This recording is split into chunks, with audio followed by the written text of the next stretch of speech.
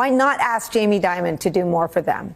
Well, I obviously think they ought to be stepping up. They ought to be talking. I guess the point I was making is these are regulated institutions, and this president, if he wants, can bring the hammer down on them.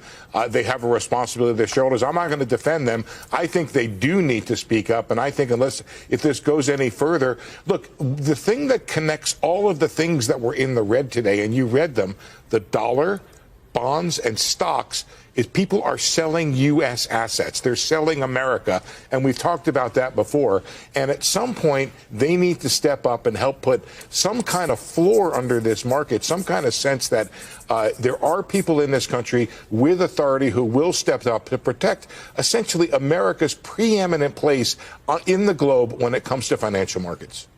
You know, Andrew Ross Sorkin sat here, and I like a dog with a bone. I could not let it go that what you're saying, what he was saying was true, that they're afraid, not necessarily just for themselves, but for the institutions they lead, the businesses they lead, and the shareholders to whom they are responsible. But I guess I want to ask you if that's changing, if they see Harvard taking a different approach and standing and fighting, if they see the 4 law firms that decided to fight Donald Trump's retribution and they see the court siding with them, are those stories being tracked closely? Are they being watched by the leaders of companies and the general counsels of companies? I mean, are they considering a more confrontational posture?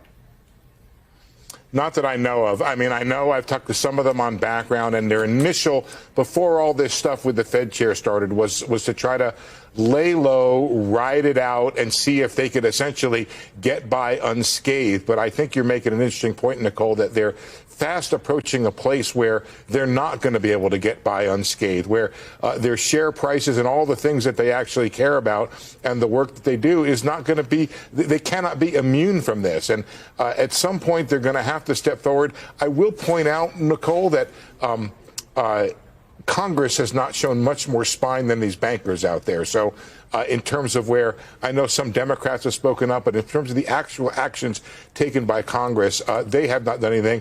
I know that there's been some attempt to do some behind the scenes work. I know that Scott Bessent, you read that story in the Wall Street Journal, where they had to wait for Peter Navarro to leave the room in order for Bessent and Lutnick to go in and get the president to annul his or to change his mind about his reciprocal tariffs. Well, if that's what's going on in the White House, it's kind of interesting to think about whether the bankers could even have some effect.